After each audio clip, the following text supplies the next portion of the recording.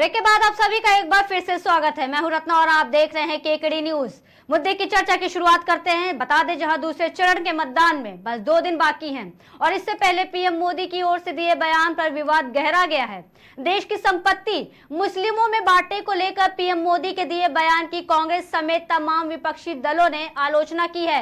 बयान के अगले दिन यानी सोमवार को कांग्रेस नेताओं का एक दल चुनाव आयोग के पास पहुंचा और मोदी के भाषण को लेकर आयोग के सामने अपनी आपत्तियां जाहिर की हैं। कांग्रेस नेता अभिषेक मनु सिंघवी ने कहा कि हमने चुनाव आयोग के सामने 17 शिकायतें दर्ज कराई हैं। सिंघवी ने आरोप लगाया कि प्रधानमंत्री के पद पर आसीन एक व्यक्ति ने जनप्रतिनिधित्व अधिनियम की धारा 123 का उल्लंघन किया है। वहीं चुनाव आयोग ने राजस्थान के बांसवाड़ा के जिला निर्वाचन अधिकारी से पीएम मोदी के भाषण की वीडियो रिकॉर्डिंग उपलब्ध कराने को कहा है। जिला चुनाव कार्यालय के पास अखबार की कटिंग और चैनल क्लिप के साथ इन्हें जमा करने के लिए मंगलवार तक का समय दिया गया। वहीं विपक्ष के ऐतराज पर भी पीएम मोदी बैकफुट पर नजर नहीं आए और यूपी के अलीगढ़ में एक चुनावी रैली को संबोधित करते हुए कहा कि मैं देशवासियों को आगाह करना चाहता हूं कि कांग्रेस और उसके गठबंधन की नजर अब आपकी कमाई और संपत्ति पर है। दूसरे चरण की वोटिंग से ठीक पहले एक नई चुनावी बहस शुरू हो गई है। नरेंद्र मोदी द्वारा दिए गए इस बयान से सियासत और गर्म हो गई है। देखिए ये वीडियो।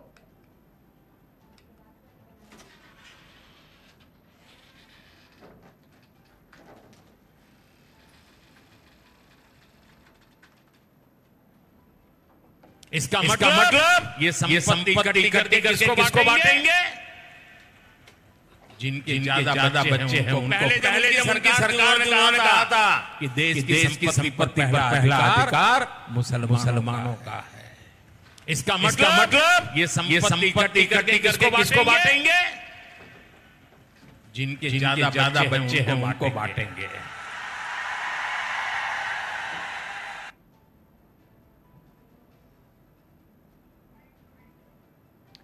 तो जिस तरीके से उन्होंने देश की संपत्ति की बंटवारे की बात की है, उसके बाद से सियासी हलचल तेज हो गई है। इस मुद्दे पर आज हमारे साथ बातचीत करने के लिए हमारे गेस्ट मौजूद है। बीजेपी से अरशद, कांग्रेस से रितेश त्रिपाठी और सपा से मेराज। आप तीनों पैनलिस्ट का बहुत बहुत स्वागत है। सबसे पहला सवाल अरशद मंसूरी आपसे। आपको हमारी आवाज आ रही है अरशद? जी, आवाज आ रही है मैडम। विपक्षी के कई प्रमुख दलों ने संपत्ति बांटने संबंधी पीएम मोदी की टिप्पणी को लेकर उन पर जहरीली भाषा का इस्तेमाल करने और असली मुद्दों से ध्यान भटकाने के प्रयास का आरोप लगाया है। क्या कहना चाहेंगे आप? मैं डॉक्टर अरशद मंसूरी सबसे पहले आपके चैनल केकेडी न्यूज का शुक्रिया अदा करना चाहता हूं कि जिन्होंने इस विषय पर डिबेट रखी है, क्योंकि बहुत से न्यूज चैनल ऐसे हैं जो मुसलमानों या अल्पसंख्यक से जुड़े मुद्दों पर डिबेट ही नहीं करना चाहते, जबकि ऐसे मुद्दों पर चर्चा होनी चाहिए जिससे कि अल्पसंख्यक समाज में बेदारी पैदा हो सके। जी, जवाब दीजिए।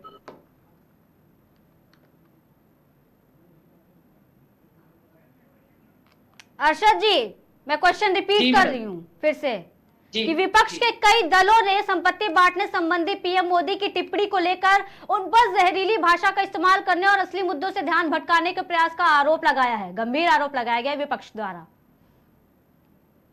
मैडम, विपक्ष जो है मुद्दाविहीन हो चुका है, इसलिए विपक्ष अनर्गल आरोप लगाने का काम कर रहे हैं। प्रधानमंत्री जी चाहते हैं कि अल्पसंख्यकों के एक हाथ में कंप्यूटर हो, एक हाथ में कुरान हो, तो ये दूसरे हाथ में लैपटॉप हो। वो तुष्टीकरण की राजनीति प्रधानमंत्री जी नहीं करते, बल्कि प्रधानमंत्री जी अल्पसंख्यकों का असली विकास करना चाहते हैं और विकास की नई इबारत का रंग भरने का काम हमारे देश के यशस्वी प्रधानमंत्री नरेंद्र मोदी जी कर रहे हैं। उन्होंने जो सरकार की लोक कल्याणकारी योजनाएं हैं उनमें समान रूप से जो है अल्पसंख्यकों को भागीदारी मिली है। जहां प्रधानमंत्री आवास हिंदू भाइयों को मिला है, वहीं पे मुस्लिम भाइयों को भी मिला है। कोई भी सरकारी योजनाओं में किसी भी तरह का कोई पक्षपात नहीं किया गया है और हमारी सरकार जो है सबका साथ सबका विकास की तर्ज पर काम कर रही है। जी, इस पर हम जवाब ले लेते हैं रितेश जी से। रितेश जी, बहुत बहुत धन्यवाद। क्या आप मुझे सुन पा रही हैं? जी बिल्कुल। जी, मैं रितेश त्रिपाठी भारतीय राष्ट्रीय कांग्रेस में प्रदेश प्रवक्ता के रूप में इस डिबेट में शामिल हुआ हूं। और जैसे उन्होंने कहा सबका साथ सबका विकास, क्या मैं गलत कह रहा हूं क्या? ऐसा इनका भाजपा वालों का कहना है जो भाजपा के हमारे साथी डिबेट में शामिल हुए। जी, उनका कहना है कि भाजपा सबका साथ सबका विकास करती है, लेकिन विपक्ष जो है वो तुष्टीकरण की राजनीति करती है। अब मेरी बात आप पूरी होने दीजिए। उन्होंने कहा सबका साथ सबका विकास, और देश का कर दिया सर्वनाश। पिछले 10 सालों में इन्होंने तो देश के साथ गद्दारी की है, जो देश की संपत्ति के साथ खिलवाड़ किया है, जो गरीब की छाती में चढ़ इन्होंने मूंग गली है, वो इसका पूरा देश ये तमाशा देख रहा है। आज पूरे देश की संपत्ति अगर किसी के पास है तो वो मोदी जी के 2 भक्तों के पास है। वो है, एक पहला है मोदी अडानी और दूसरा है अंबानी। देश की 90% संपत्ति देश के 140 करोड़ के पास है, 10% संपत्ति देश के 140 करोड़ के पास है और देश की 90% संपत्ति इन 2 लोगों के पास है। मैं पूछना चाहता हूं, कोविड काल में जब सारा देश मारा फिर रहा था, उस समय भी अडानी की संपत्ति 34 गुना और अंबानी की संपत्ति 14 गुना कैसे बढ़ गई? मैं पूछना चाहता हूं, जब भारत देश आज हंगर कंट्रीज में बांग्लादेश और पाकिस्तान से भी नीचे आके गिर गया है, तो किस आधार पर अडानी और अंबानी विश्व के रईस व्यक्तियों में इनकी लगातार पायदान एक एक करके चढ़ते जा रहे हैं? ये सबका साथ सबका विकास नहीं, केवल अडानी और अंबानी के विकास की सरकार है, दलालों की सरकार है, झूठों की सरकार है और इनके पास पाकिस्तान, मुसलमान और धर्म, इस 3 बातों के अलावा किसी भी मुद्दे में देश की जनता से बात नहीं कर सकते। इसका सबसे बड़ा कारण ये है कि आज मध्य प्रदेश में पैदा होने वाला प्रत्येक बच्चा 52,000 रुपए कर्जदार है। केंद्र में जब सरकार आई थी नरेंद्र मोदी जी की, तो उन्होंने कहा था काला धन लाएंगे, पर मेरे को बताते हुए शर्म आती है कि उस समय हमारी केंद्र सरकार की 50 लाख करोड़ का कर्जा था। आज हमारी 50 लाख करोड़ का कर्जा था, आज ये कर्जा 4 गुना बढ़ चुका है। आज ये कर्जा 2 करोड़ रोजगार देने की बात सरकार लेके आई थी और अंतिम में सरकार पकोड़े तलने की बात करने लगी। ये वो सरकार जो विपक्ष का मुंह बंद करना चाहती है। विपक्ष के 1500 से अधिक नेताओं को इन्होंने जेल में डाल रखा है। देश के सबसे शक्तिशाली आदिवासी चेहरे हेमंत सोरेन को उन्होंने जेल में डाल रखा है और MP MLA कोर्ट के माध्यम से किसी को भी जेल में डालते हैं। पूछते हूँ, आप अपनी बेगुनाही सिद्ध करिए।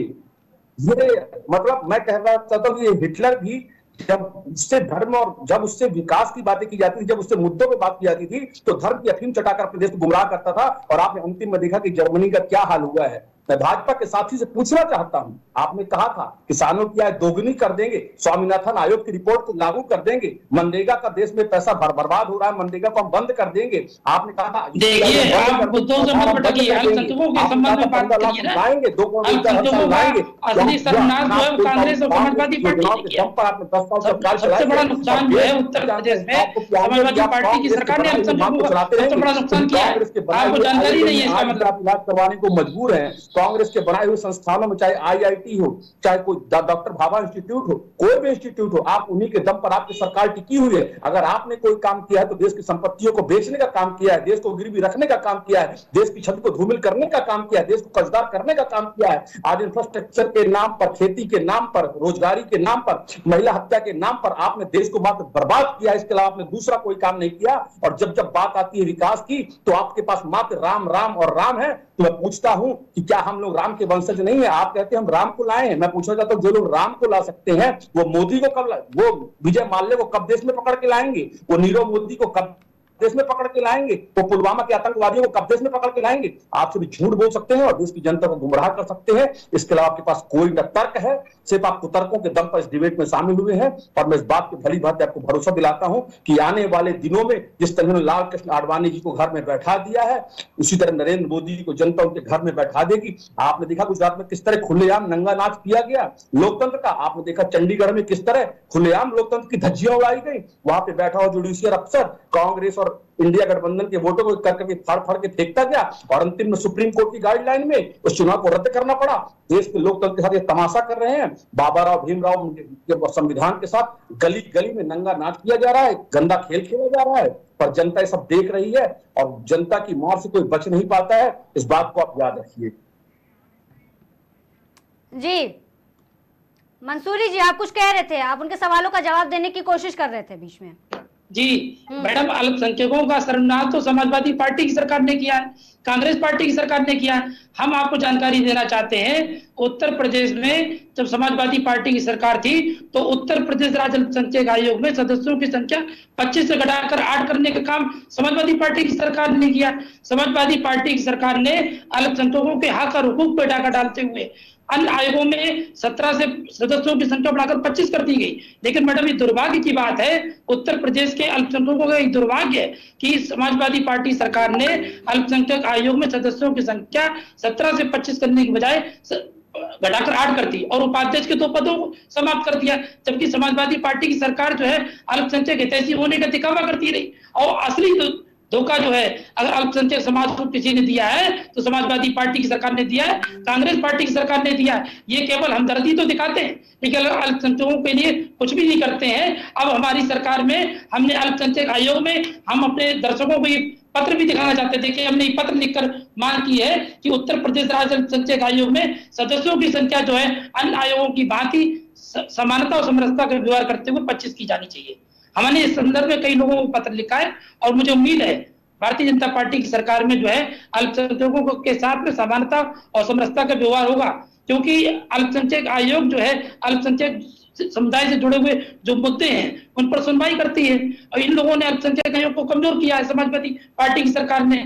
अखिलेश यादव की जब सरकार थी तो मैडम आपको जानकारी देना चाहते हैं, हम उत्तर प्रदेश के करोड़ों दर्शकों को बताना चाहते हैं कि अल्पसंख्यक आयोग में सदस्यों की संख्या 25 से घटाकर 8 की गई और उपाध्यक्ष के 2 पदों को समाप्त किया गया। इससे ही साबित होता है कि पूर्ववर्ती समाजवादी पार्टी सरकार अल्पसंख्यक समाज की दुश्मन थी।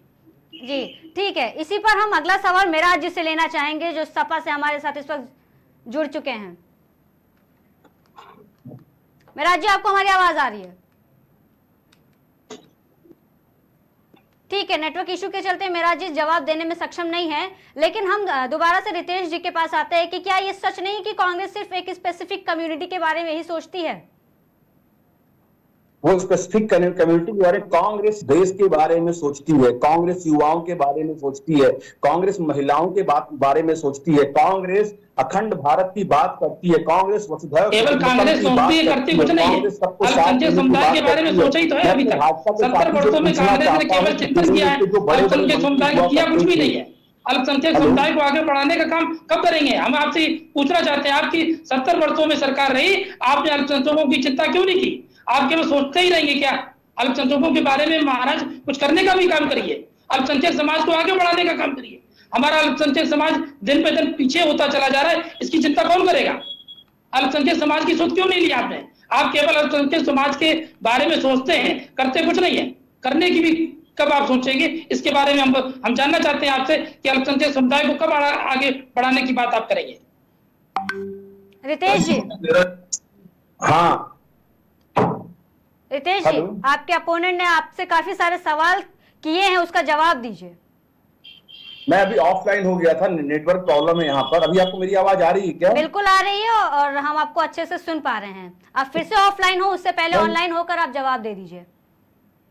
मैं इनसे पूछना चाहता हूँ, ये मुझे बताने का कष्ट करे कि आज की केंद्र की सरकार में कितने अल्पसंख्यक मंत्री रखे गए हैं।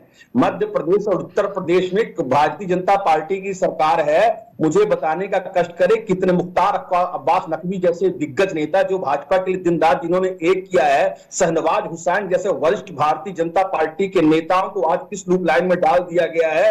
हाथ कंगन को आरसी क्या और पढ़े लिखे को फारसी क्या? आप 2 पैसे की दलाली के चक्कर में शहनवाज हुसैन जो है भारतीय जनता पार्टी के राष्ट्रीय प्रवक्ता है। इसके साथ जब बिहार में सरकार रही तब आप जो कैबिनेट मंत्री रहे बिहार सरकार में। मुख्तार अब्बास नकवी को 3 बार अल्पसंख्यक कल्याण मंत्री बनाया गया। मुख्तार अब्बास नकवी को जो पहचान मिली है तो भारतीय जनता पार्टी की सरकार की थी। जितना काम देश की कांग्रेस की सरकार ने, इंडिया गठबंधन के दलों ने अपने अपने राज्यों में केंद्र में किया है, उतना काम भारतीय जनता पार्टी करना तो दूर सोच भी नहीं सकती। इनने देश में एक ऐसा भेदभाव का माहौल बना डाला है कि आज हर अल्पसंख्यक आदमी डरा सहमा बैठा हुआ है। आप अल्पसंख्यक के नाम पे कांग्रेस को घेरने वाली पार्टी अल्पसंख्यकों के लिए क्या काम करेगी? देश की संपत्ति के बारे में बात करने वाले प्रधानमंत्री जो कांग्रेस ने कभी कहा नहीं, ऐसी बात करते हैं। कांग्रेस ने हमेशा सभी दलों को साथ में लेकर चलने का बात किया था। ये भूल रहे हैं कि कांग्रेस के जनक लाल बहादुर शास्त्री, जवाहरलाल नेहरू जैसे लोग हैं, महात्मा गांधी को आदर्श मानने वाली भारतीय राष्ट्रीय कांग्रेस को जवाब आज हमको देना पड़ेगा, नाथूराम गोडसे के अनुयायियों को।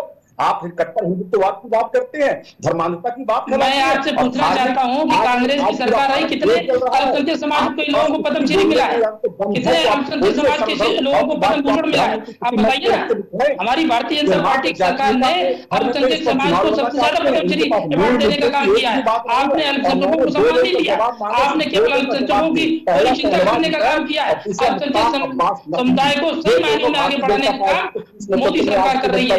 आपको बताना चाहते हैं कि 2023 में जो है मोहम्मद शरीफ की चर्चा को जो है पद्मश्री अवार्ड देकर की नई पहचान देने का काम जो है भारतीय जनता पार्टी की सरकार ने किया। आप मुरादाबाद के जो दिलशाद हुसैन को जो है पद्मश्री जो 2023 का मिला है पीतल की नक्काशी के क्षेत्र में, आप बताइए ना आपने कितने मुसलमानों को पद्मश्री अवार्ड दिया है, आप बताइए हमको। आप बात हमारी सरकार ने जो है हमारी सरकार ने अमरुआ के लाल मोहम्मद शमी को जो अर्जुन अवार्ड देकर आगे बढ़ाने का काम किया। मोहम्मद शमी को जो है उससे वर्धन कर प्रधानमंत्री जी ने फिर तक सफाई उनकी शाबाशी दी और कई बार जो है अपने भाषणों में मोहम्मद शमी का जिक्र किया, क्योंकि मोहम्मद शमी जो है भारत की प्रतिभावान जो है अल्पसंख्यक समुदाय से आते हैं। तो प्रधानमंत्री जी को किसी भी समुदाय से कोई ईर्ष्या नहीं है, अगर ईर्ष्या होती तो मोहम्मद शमी को अर्जुन अवार्ड क्यों देते। मोहम्मद शमी का जब अमरुआ में गए तो प्रधानमंत्री जी ने उनकी तारीफ में पुलंदे बांधने का काम किया। ठीक है, एक एक करके जवाब दीजिए रितेश जी। रितेश जी आपकी आवाज हमें अच्छे से सुनाई दे रही है, जवाब दीजिए, लेकिन एक एक करके जवाब दीजिए। प्रधानमंत्री जी ने किसको अवार्ड दिया है प्रधानमंत्री जी ने? 2023 हम बताना चाहते हैं 2022 में फैजाबाद के जो है मोहम्मद शरीफ चचा को जो है पद्मश्री अवार्ड दे दिया है। 2023 में दिलशाद हुसैन मुरादाबाद के रहने वाले जिनको पीतल की नक्काशी के क्षेत्र में पद्मश्री अवार्ड देकर अल्पसंख्यक समुदाय का सम्मान करने का काम किया है। आपकी सरकार ने बताइए ना कितने मुसलमानों को पद्मश्री दिया है। हमारे पास बहुत सारे नाम है जिन्हें पद्मश्री अवार्ड मिला है। आपकी सरकार ने किसी मुसलमानों के अंदर प्रतिभा नहीं है क्या? हमारी सरकार ने APJ Abdul Kalam missile man of India को राष्ट्रपति बनाने का काम किया। आपकी सरकार ने एपीजे अब्दुल कलाम का विरोध किया था, उनको जो है राष्ट्रपति का जब चुनाव लड़े उनके खिलाफ आपने प्रत्याशी उतारने का काम किया। इतनी बड़ी प्रतिभा मिसाइल मैन ऑफ इंडिया के नाम से एपीजे अब्दुल कलाम मशहूर है, उनको राष्ट्रपति बनाकर अगर अल्पसंख्यक समाज को असली मायने में किसी ने सम्मान दिया है तो अटल बिहारी वाजपेयी सरकार ने दिया था, पद्मश्री अवार्ड दिया। आपको पता है। दो सवाल पूछा है, मैं अभी भी उस पर अड़ी हूँ। शहनवाज हुसैन और मुख्तार अब्बास नकवी कहाँ है? केंद्र के शहनवाज हुसैन वो भाई राष्ट्रीय प्रवक्ता है, भारतीय जनता पार्टी के राष्ट्रीय प्रवक्ता है और बिहार सरकार में औद्योगिक कितना सम्मान देने का काम किया। मुख्तार अब्बास नकवी 3 बार केंद्र में मंत्री थे। दोनों नेताओं को आपने कहाँ डाला है? मुख्तार अब्बास नकवी और शहनवाज हुसैन, ये दोनों नेता कहाँ हैं? कहाँ है? भारतीय जनता पार्टी में। ये दोनों नेता केंद्र की राजनीति में सक्रिय थे। भारतीय जनता पार्टी में सम्मानित पदों पर आने के बाद से ये दोनों को जो है पूरे देश में पहचान कराने का काम जो है भारतीय जनता पार्टी किस राज्यसभा में है, किस लोकसभा में है, भारतीय जनता पार्टी ने चलाई। आप अल्पसंख्यक की बात उठाते हैं, बड़े दो बड़े चेहरे कहाँ हैं? आप मुझे बात का जवाब दीजिए, है तो जवाब आपके पास झूठ बोलने के अलावा? मुख्तार अब्बास नकवी जो है राज्यसभा सांसद बनाया, उनको केंद्र में 3 बार मंत्री बनाया और जिनका नाम से शहनवाज हुसैन वर्तमान में भारतीय जनता पार्टी के राष्ट्रीय प्रवक्ता हैं। आज कहाँ है? ऐसा नहीं है कि पार्टी ने उनको नजरअंदाज करने का काम किया। अब पार्टी ये चाहती है कि अल्पसंख्यक समुदाय के और लोगों को आगे बढ़ाया जाए। मुख्तार अब्बास नकवी नहीं, अब तमाम मुख्तार अब्बास नकवी भारतीय जनता पार्टी के अंदर पैदा होने वाले हैं। इसका प्रमाण देखिए आने वाले मुसलमान राज्यसभा सांसद।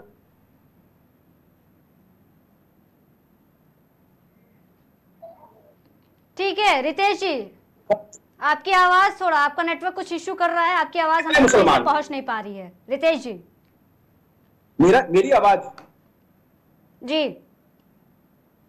मेरी आवाज आ रही क्लियर?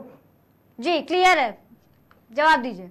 जब विपक्ष के लोग फंस जाते हैं तो इनको आवाज नहीं सुनाई देती है। हेलो, जब इनके पास में कोई उत्तर नहीं होता है तब इनकी आवाज गायब हो जाती है। विपक्ष के लोगों की ये समस्या है।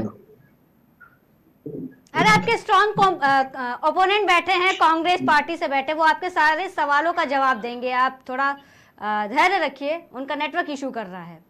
रितेश जी जी जी जी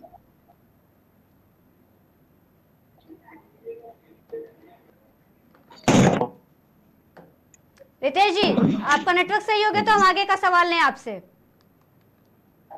जी बोलिए, आवाज आ रही क्या आपको मेरी? बिल्कुल सही आवाज आ रही है। आप अगर कंफर्टेबल फील करें तो हम आपसे अगला सवाल लेना चाहेंगे रितेश जी। लेकिन उसके पहले मैं इनसे पूछना चाहता हूँ कि मेरे भाजपा के साथी बताने का कष्ट करें कि कितने लोकसभा राज्यसभा अल्पसंख्यक आपने कई सवाल पूछ लिए रितेश जी, उनके कुछ सवाल थे जिनका जवाब आपसे लेना था पर आप ऑफलाइन हो जा रहे थे बार बार। एक बार अरशद जी आप सवालों को दोहराएं और उसका जवाब रितेश जी देंगे। जी देखिए, भारतीय जनता पार्टी की सरकार ने अल्पसंख्यकों को आगे बढ़ाने का काम किया, सही मायने में सम्मान देने का काम किया।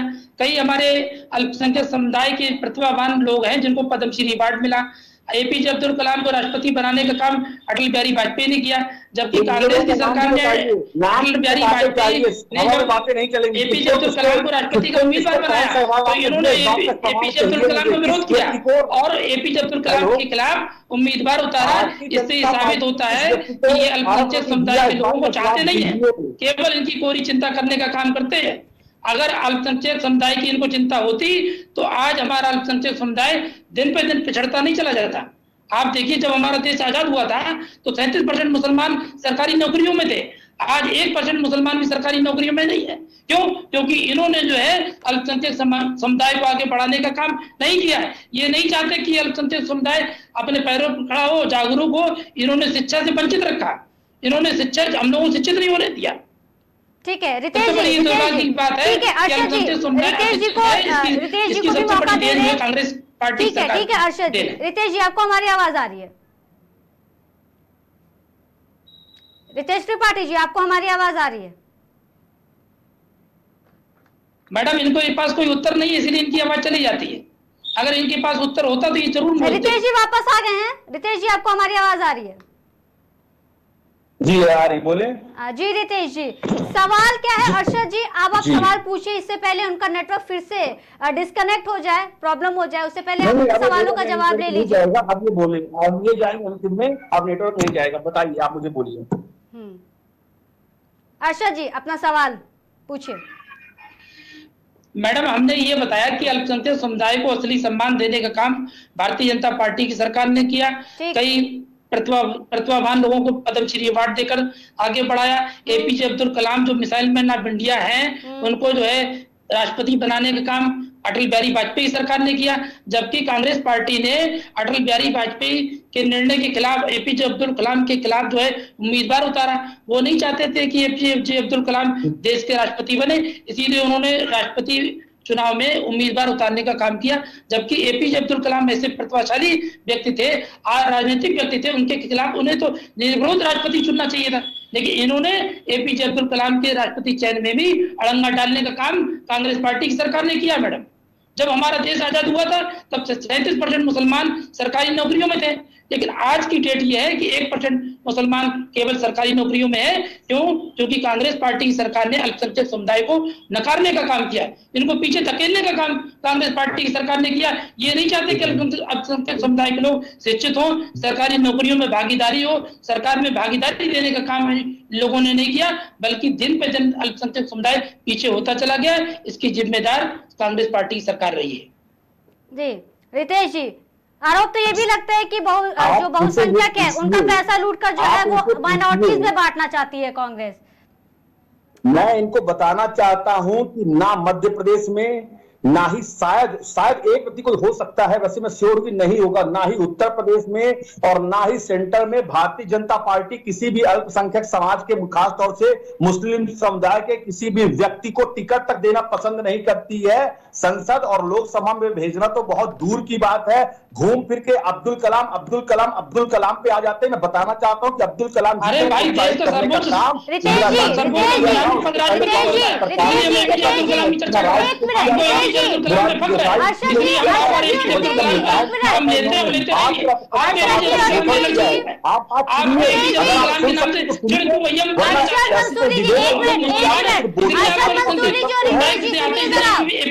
अब्दुल कलाम के नाम से जुड़ रही है।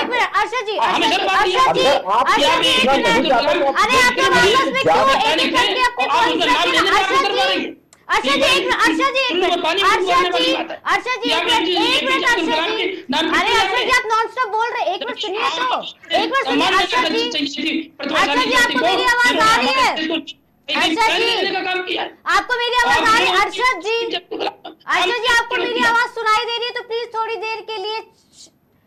अर्षद जी एक मिनट। और रितेश जी आप सवालों के जवाब दीजिए। ये जो जिस तरीके से आपने हमारे एपीजे अब्दुल कलाम जी को जिस तरीके से आपने उनके बारे में बोला है, ये डिसरिस्पेक्ट मत करिए। मिसाइल मैन रहे हैं वो और उनकी एक रिस्पेक्ट है, तो थोड़ा सा आप देखिए, आप किनके नामों की चर्चा कर रहे हो, थोड़ा सा देखिए आप किनके बारे में बोल रहे हैं। आप अपनी जो सियासी गर्मी वो बरकरार रखिए, आप अपने आरोप प्रत्यारोप लगाइए, सवाल जवाब करिए, लेकिन ऐसे महान छवि वाले व्यक्ति को लेकर के जिस तरीके से आपने ये डिसरिस्पेक्ट वाली बात कही है, थोड़ा सा ध्यान में रखिए कि कोई आम आदमी नहीं थे वो, ना वो हैं, उनकी एक छवि है जी। ठीक है, ये सबके लिए है, रितेश जी खासकर आपके लिए।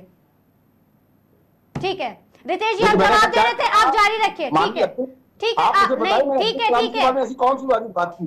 नहीं, जिस तरीके से आप नाम ले रहे थे एपीजे अब्दुल कलाम, आम आदमी नहीं है वो।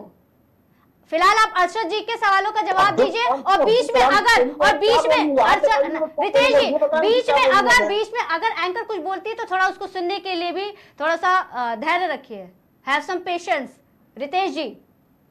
बाकी आप सवालों के जवाब कंटिन्यू करिए। क्या बोल रहे हैं अरशद जी, बोले, मैं सुन रहा हूँ। अर्षद जी से कितनी बार अपने सवाल रिपीट कर दिया, आपका तो पता नहीं टेक्निकल इशू कितने होते हैं आपको। अर्षद जी एक बार फिर से सवाल रिपीट करिए रितेश जी को। इनके पास मैडम उत्तर नहीं है कोई, इसीलिए बार-बार सवाल पूछते हैं। इनके पास कोई जवाब देने का उत्तर नहीं है, ना इनके पास कोई विशेष सामग्री है, इसीलिए बार-बार सवाल पूछने का काम करते हैं। हंगामा करने का काम जो है कांग्रेस पार्टी का रहा है। मैं इनसे पूछ रहा हूं कि इन्होंने वक्फ बोर्ड में मिलने वाला वजीफा बंद कर दिया, इन्होंने जो हमारे हज यात्री जाते थे उनको जो सब्सिडी मिलती थी उसको बंद कर दिया, इन्होंने जो अल्पसंख्यक समाज के बच्चों को जो भत्ता मिलता था उसको बंद कर दिया, देश के आदिवासी समाज के वरिष्ठतम नेता को हेमंत सोरेन को इन्होंने जेल में डाल दिया, देश की राजधानी के मुख्यमंत्री को इन्होंने जेल में डाल दिया। की बात करिए ना, ये मुद्दा जो है अल्पसंख्यक समुदाय से जुड़े हेमंत सोरेन का मुद्दा नहीं है। आज की जो डिबेट है वो हेमंत सोरेन की नहीं है। बड़े बिजनेसमैनों का धंधा बंद करवा दिया, दलालों की सरकार किस बात पर आराम से जवाब मांग सकती है, इस बात का बताने का मुझे कष्ट करे। माननीय अब्दुल कलाम जी के सिद्धांतों की बात करते हैं कि पूरे देश में किसी भी सरकारी ऑफिस में, किसी भी कार्यालय में, किसी भी वजीफे में, किसी भी स्कूल में, कॉलेज में अगर माननीय अब्दुल कलाम जी की एक भी फोटो आप मुझे दिखा दे तो मैं आपको दंडवत प्रणाम करता हूं। मुझे एक भी फोटो दिखाइए। ये वो लोग हैं जो गोडसे के अनुयायी है, ये वो लोग हैं जो माननीय अब्दुल कलाम जी को भूलने और बिसारने वाले लोग हैं, ये वो लोग हैं जो देश को हिंदू मुस्लिम सरकारी कार्यालयों में महात्मा गांधी की फोटो लगी हुई है, गोडसे की फोटो नहीं लगी। आप गलत बात कर रहे हैं। आप जो है सरकारी दफ्तरों में महात्मा गांधी जी की फोटो लगी है, गोडसे की फोटो कहीं नहीं लगी। आप जो है विषय हटकर बात मत करिए। आपसे निवेदन ये है कि आप विषय के संगत बात करें। पार्टी की भोपाल की सांसद थी, उन्होंने खुलेआम गोडसे की पूजा और गांधी को गोली मारी थी। 1 साल पुराना फुटेज उठा के देख लीजिए। आपकी पार्टी की सांसद ने यह कृत्य किया था, आज भले उनका टिकट काट दिया गया है। क्या बात करते हैं आप बोलिए, मैं चैनल बाकी गोडसे मुर्दाबाद आप बोल के दिखाइए। गोडसे मुर्दाबाद। किसी व्यक्ति की अपनी विचारधारा अलग हो सकती है, लेकिन भारतीय जनता पार्टी की विचारधारा जो है वो गांधी जी की विचारधारा पर है। वो गांधी जी को अपना राष्ट्रपिता मानती है। हम लोग गांधी जी की पूजा करते हैं, हम लोग गांधी जी को अपना आदर्श मानते हैं। ऐसा नहीं है। देश को गांधी की पद्धति बिल्कुल ना सिखाए तो ही अच्छा है देश के लिए। हम लोग 2 अक्टूबर को गांधी जयंती मनाते हैं भाई साहब, हम लोग गांधी जी को अपना आदर्श मानते हैं। आप गोडसे पे चर्चा करके हमको लगता है कि आपके अंदर जो है गोडसे के प्रति प्रेम बहुत है, इसीलिए आप गोडसे का नाम ले रहे हैं। आप गोडसे को फूल चढ़ाने जाते हैं, आप देश में हिंदू मुस्लिम का राग फैलाते हैं, आप गरीब अल्पसंख्यक विद्यार्थियों का वजीफा बंद करते हैं, आप हज यात्रा में जाने वाले यात्रियों को धर्म के आधार पर आप उनकी सब्सिडी खत्म करते हैं। आज देश का मुसलमान युवा बेरोजगार हो रहा है, आज देश का अल्पसंख्यक समाज हिंदू मुस्लिम के झगड़ों के कारण उसका पूरा विकास रुक गया है। आज कश्मीर का हर व्यक्ति जरा सहमा बैठा हुआ है। आज देश के ऊपर आपने अघोषित आपातकाल लगा दिया है। ये बात मैं नहीं कहता बल्कि अंतरराष्ट्रीय संस्थान से छपने वाले अखबार कहते हैं कि देश के अंदर धर्मांधता का ऐसा माहौल बन गया है कि यहाँ का भाईचारा पूरी तरह से खत्म हो चुका है। आप मुझे बताइए कि आपके उत्तर प्रदेश में, मध्य प्रदेश में, बिहार में कितने मंत्री आपने अल्पसंख्यक समाज के बताए? आप मुझे बताइए कि केंद्र में कितने अल्पसंख्यक समाज को अल्पसंख्यक कल्याण मंत्री बनाया। जिस व्यक्ति की कोई राजनीतिक जान पहचान नहीं थी, ऐसे व्यक्ति को जो है एक हीरा बनाने का काम जो उत्तर प्रदेश सरकार ने किया। हम आपको जानकारी देना चाहते हैं, पसमानदा मुस्लिम समाज की असली चिंता करने का काम हमारे देश के यशस्वी प्रधानमंत्री नरेंद्र मोदी जी ने किया है। और पसमानदा मुस्लिम समाज के एक साथी हैं दानिश अजहर अंसारी, जिनको जो है भारतीय जनता पार्टी ने मंत्री बनाया, उत्तर प्रदेश सरकार में राज्य मंत्री बनाया और इज्जत शोहरत से नवाजा है। आज जो है हम सभी लोग जो है इस उम्मीद के साथ में काम कर रहे हैं कि एक दिन दानिश अजहर अंसारी इस जगह पे हो सकता है डॉक्टर अरशद मंसूरी भी बैठे। भारतीय जनता पार्टी में परिवारवाद नहीं है, भारतीय जनता पार्टी में कोई भी व्यक्ति बूथ अध्यक्ष से लेकर राष्ट्रीय अध्यक्ष बन सकता है। भारतीय जनता पार्टी में कार्यकर्ता बेस्ड पार्टी है। इसमें किसी भी कार्यकर्ता को उच्च पद पर बैठाला जा सकता है। इस पार्टी में किसी परिवार की, किसी विशेष परिवार की मिलती है। इस तरह कोई भी डिबेट नहीं होती जिस तरह बक बक बक बक कर रहे हैं। उनसे बोलिए पहले मेरे तथ्यों को सुन ले और उसका जवाब दे। बाकी आप पूछ रहे हैं कि किस व्यक्ति को जो है वो मंत्री बनाया गया, किस अल्पसंख्यक समुदाय के व्यक्ति को मंत्री बनाया गया। तो आपके सवालों का जवाब तो दे रहे हैं, लेकिन आप कुछ सुन नहीं रहे रितेश जी। आपके सवालों का वो जवाब भी तो दे रहे हैं, लेकिन आप दोनों, मैंने दोनों को टोका बीच में, मैंने दोनों को टोका बीच में कि एक एक करके सवाल जवाब करें, लेकिन ना आप चुप हो रहे ना वो चुप हो रहे हैं। एक एक करके सवाल जवाब करिए, एक एक करके सवाल जवाब करिए। मैंने तो ये चीज पहले इत्तला कर दी थी, लेकिन फिर भी आप लोग सुन नहीं रहे। बोल नहीं सकती है, कुछ सुनना ही नहीं चाहते। बोले पड़े आप बोलिए, शांत होकर मेरी बात सुने। क्या मुझे सुन पा रहे हैं अर्शद जी? सुन पा रहे हैं आप? जी मैडम सुन रहा हूं, जी सुन रहा हूं। आपने बोला कि सुनिए, इसलिए हम सुन रहे हैं शांति। बिल्कुल, अब शांति से 2 मिनट सुन लीजिए उनकी बात। मैं इनसे पूछना चाहता हूं कि उत्तर प्रदेश की योगी सरकार हो या केंद्र की मोदी सरकार हो, आप दोनों ही भारत के पुरातन जो नगर है, पुरानी बसाहट के नगर है, चाहे इलाहाबाद रहा हो चाहे अन्य नगर रहे हो, उनका नाम लगातार क्यों बदल रहे हैं? आप क्या चाहते हैं कि देश की संस्थाओं को आप क्यों बर्बाद करने में तुले हुए हैं? जो हमारे देश की पहचान रहे हैं, तो उनको आप लगातार उनका नाम बदल के कौन सी योग्यता, कौन सा झंडा फहराने वाली? ठीक है रितेश जी, आपका सवाल हो गया, जवाब देंगे अर्शद जी। देखिए, इलाहाबाद का नाम पहले भी प्रयाग नगरी के नाम से मशहूर रहा है, क्योंकि क्षेत्र की जनता की मांग थी कि इसका जो पुराना स्वरूप जो है लौटाला जाए। इसीलिए मुख्यमंत्री जी ने इलाहाबाद का नाम प्रयाग नगर किया है। प्रयाग नगरी चूंकि पहले से उसकी पहचान थी। प्रधानमंत्री जी और मुख्यमंत्री जी ये चाहते हैं कि जिस चीज से मशहूर है उसकी जो है पुरानी पहचान उसको वापस लौटा ली जाए। इस वजह से मुख्यमंत्री जी ने ऐसा किया है। नाम बदलने से कोई विशेष प्रभाव नहीं पड़ता है, लेकिन चूंकि क्षेत्र की जनता की मांग थी, क्षेत्र के लोग चाहते थे कि प्रयाग नगरी इसका नाम किया जाए, इसलिए जो ऐसा किया गया। ये कोई बहुत बड़ी बात नहीं है। नाम बदलने से बहुत प्रभाव पड़ता है, क्योंकि हर एक नाम के साथ व्यक्ति की भावना जुड़ी होती है। हर एक नाम कहीं ना कहीं हमारी संस्कृति और हमारे धर्म को और हमारे समाज को प्रतिबंधित करता है, प्रतिबिंब होता है उसका। तो ये आप बिल्कुल मत कहिए कि नाम से कुछ नहीं होता। नाम से बहुत सारी बातें होती हैं, परंतु लोग नहीं चाहते थे। आपके योगी जी चाहते थे और आपके मोदी जी चाहते थे, क्योंकि उन्हें नफरत है अल्लाह के नाम से, क्योंकि उन्हें नफरत है अल्पसंख्यक समाज से, उन्हें नफरत है देश के दूसरे धर्मों से, उन्हें नफरत है देश में हिंदू मुस्लिम एकता से, उन्हें नफरत है भाईचारे से, उन्हें मात्र कट्टरवाद पसंद है, कट्टरता पसंद है, और उनका मूल मंत्र जपने वाले चाटुकार लोग पसंद है। इस लोग ने किसी ने डिमांड, आप मुझे एक लेटर बताइए, एक आवेदन दिखाइए, एक PIL दिखाए जिसमें धर्म नाम बदलने की बात। दूसरी बात मैं आपसे पूछना चाहता हूं कि ऐसी क्या आवश्यकता थी कि कश्मीर में अघोषित इमरजेंसी लगाई गई, धारा 370 लगाकर प्रत्येक कश्मीरी के गले में चढ़कर प्रधानमंत्री मोदी और उनके मुरीदों ने वहां पर अघोषित आपातकाल लगाया, वहां का इंटरनेट सेवा बंद कर दी, बड़े बड़े शीर्ष नेताओं को जेल में डाल दिया। क्या इस तरह से धारा 370 जो है भाजपा के मैनिफेस्टो में था, धारा 370 हटाने से जम्मू कश्मीर का जो है बहुत ही विकास होगा। और प्रधानमंत्री जी जो है कहते हैं कि देश को अब बड़े सपने देखने होंगे, वो देश को जो है आगे बढ़ाना चाहते हैं, 2047 तक भारत को विकसित राष्ट्र बनाना चाहते हैं। इसीलिए हमारे प्रधानमंत्री जी ने जम्मू कश्मीर में धारा 370 हटाकर बहुत ही सही निर्णय लिया है, क्योंकि धारा 370 हटने से जम्मू कश्मीर का विकास होगा और वहां पे जो आतंकवाद की घटना है वो भी, उनमें भी कमी आएगी। धारा 370 हटने से जम्मू कश्मीर का असली विकास होगा। और हम चाहते हैं कि जम्मू कश्मीर जो है भारत का अभिन्न अंग है और अभिन्न अंग रहेगा। इसीलिए हम लोग जम्मू कश्मीर में भी एक समानता और समरसता का व्यवहार लाना चाहते हैं। हमारे पंडित दीनदयाल उपाध्याय जी का सपना था कि एक देश में एक निशान रहेगा। एक देश में अब 2 प्रधान नहीं चलेंगे, एक देश में एक निशान चलेगा। और जम्मू कश्मीर में धारा 370 हटाने के निर्णय का मैं स्वागत करता हूं। इससे जम्मू कश्मीर का डेवलपमेंट होगा और आपका भी डेवलपमेंट होगा, क्योंकि धारा 370 हटना बहुत ही जरूरी था। और भारतीय जनता पार्टी की मैनिफेस्टो में भी धारा 370 हटाने की जिक्र है। इसीलिए चूंकि हम लोग जो कहते हैं उसको करके दिखाते हैं। और प्रधानमंत्री जी का कहना है कि देश को बड़े सपने देखने होंगे और देश को जो है 2047 तक विकसित राष्ट्र बना रहे हैं। जिस तरीके से महात्मा गांधी जी ने देश को आजाद कराने के लिए आंदोलन चलाया, उसी तरीके से नरेंद्र मोदी जी एक जन आंदोलन चला रहे हैं जिससे कि भारत को 2047 तक विकसित राष्ट्र बन सके। ठीक है, अब सुनेंगी, अब बोलूं मैं। अरे तो आपको किसने रोका है?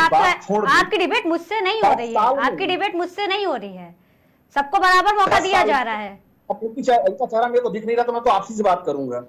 नहीं तो आप सुन तो सकते हैं ना उन्हें, आप सुन तो सकते हैं उन्हें। 2047 पे हम देश को विकसित राष्ट्र बनाना चाहते हैं जी, ऐसा इन्होंने कहा। मैं सही बोल रहा हूं? 10 सालों में हमारे देश में ये जब कह के आए थे तो उन्होंने कहा हम 5 ट्रिलियन इकोनॉमी लाएंगे। इनको याद होगा तब भी मोदी जी गारंटी दिया करते थे कि हम 5 ट्रिलियन इकोनॉमी देश को आने वाली है। आज देश के 80 करोड़ भूखे लोगों को सरकार को खाना देना पड़ रहा है। भूख से देश के 80 करोड़ लोग मारे मारे फिर रहे हैं। देश में हर साल नए गलत मत बोलिए, अधिक लोग प्रधानमंत्री जी ने कोविड काल में ये मोदी की गारंटी थी कि 80 करोड़ लोगों को निःशुल्क खाद्यान्न योजना के अंतर्गत निःशुल्क राशन दिया जाएगा। इसमें आपको क्या दिक्कत हो रही है? भाई लोगों को अगर फ्री में सरकार कुछ फ्री में देना चाहती है, जनता को लाभ पहुंचाना चाहती है, तो इसमें आपको क्या दिक्कत हो रही है? भाई हमारे प्रधानमंत्री जी जनता को लाभ पहुंचाने के लिए प्रतिबद्ध है। उनका ये मोदी की गारंटी है कि अगले 5 वर्षों तक निःशुल्क जो है खाद्यान्न योजना के अंतर्गत राशन मिलेगा। तो इससे जनता का फायदा हो रहा है ना, नुकसान कहां से हो रहा है ये बताइए आप।